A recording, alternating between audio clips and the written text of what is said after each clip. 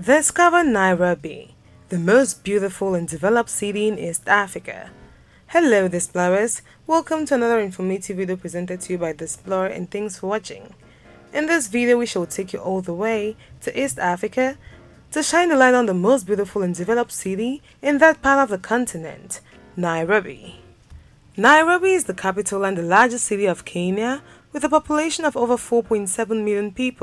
The Green City in the Sun, as it is popularly called, has left a dark history of trouble to become one of the most beautiful and developed cities in East Africa.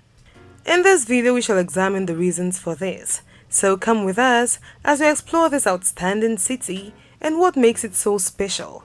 But then, its origin is the best place to start.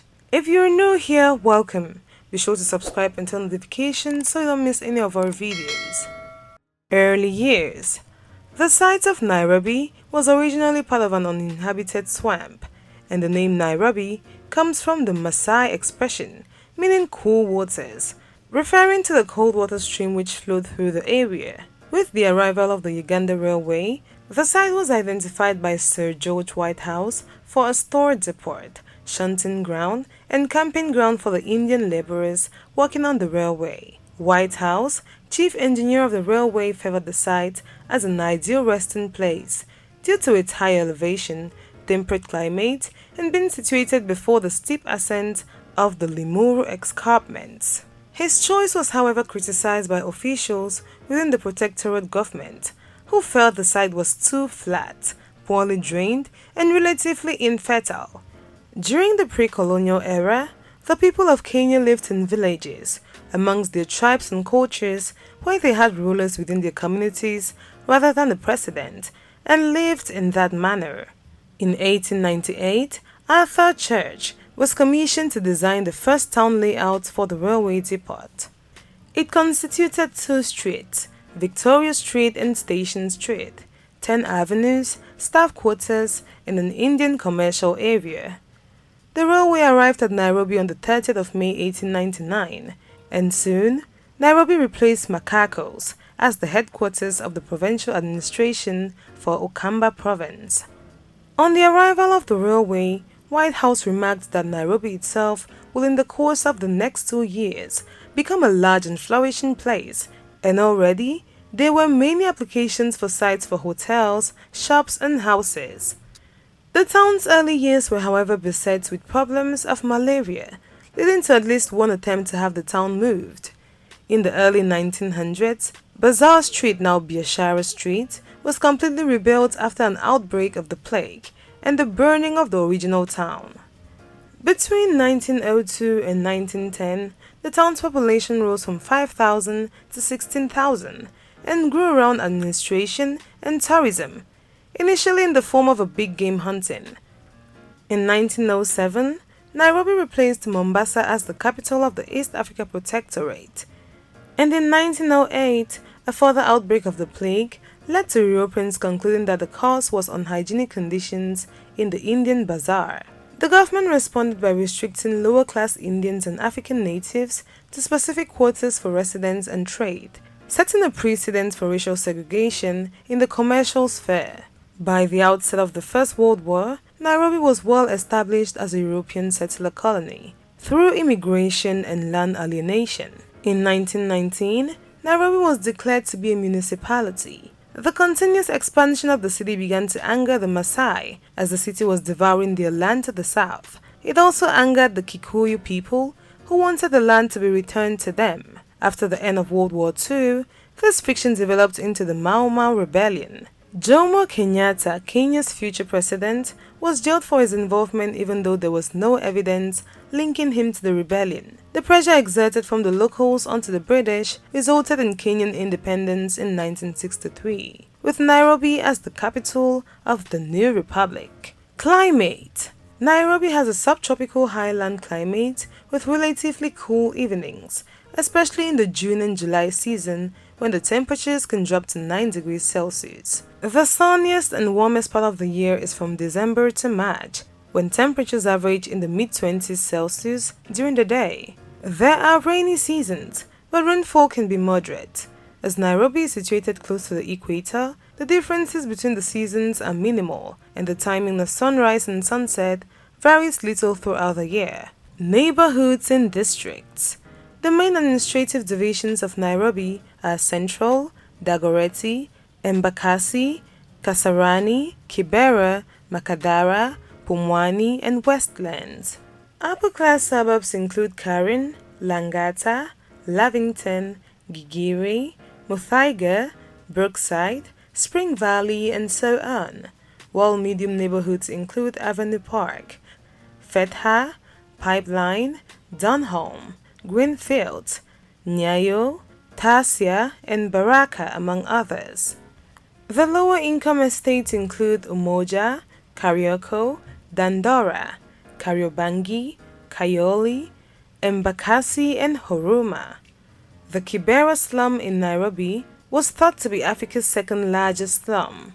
However, recent census results have shown that Kibera is indeed much smaller than originally thought. Parks and gardens. Nairobi has many parks and open spaces throughout the city, as much of the city has dense tree cover and plenty of green spaces. The most famous park in Nairobi is Uhuru Park, followed by Central Park, which is adjacent to Uhuru Park and includes a memorial for Jomo Kenyatta, the first president of Kenya, and the Moi Monument, built in 1988 to commemorate the second president's first decade in power. Other notable open spaces include Jivanji Gardens, City Park, 7 August Memorial Park, and Nairobi Arboretum. Economy.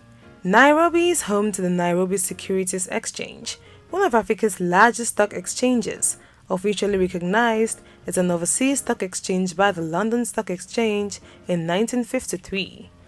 The exchange is Africa's fourth largest in terms of trading volumes and the fifth largest in terms of market capitalization as a percentage of GDP. Nairobi is the regional headquarters of several international companies and organizations.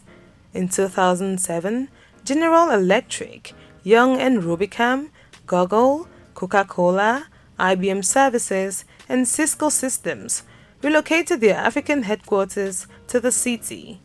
The United Nations office at Nairobi hosts UN Environment and UN Habitat headquarters. Several of Africa's largest companies are headquartered in Nairobi.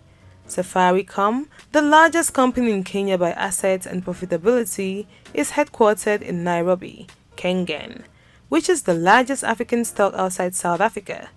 Kenya Airways, Africa's fourth largest airline, uses Nairobi's Jomo Kenyatta International Airport as a hub. Nairobi has not been left behind by the fintech phenomenon that has taken over worldwide. It has produced a couple of tech firms like Craft Silicon, Kangai Technologies, and Jambo Pay, which have been in the forefront of technology, innovation, and cloud-based computing services. Their products are widely used and have considerable market share presence within Kenya and outside its borders.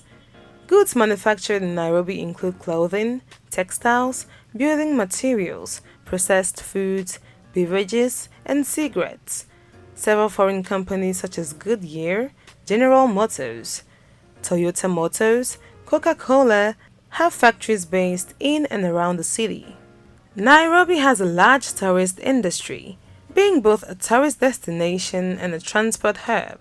Central District and Skyline. Nairobi has grown around its central business district, taking a rectangular shape around the Uhuru Highway, Haile Selassie Avenue, Moi Avenue, and University Way.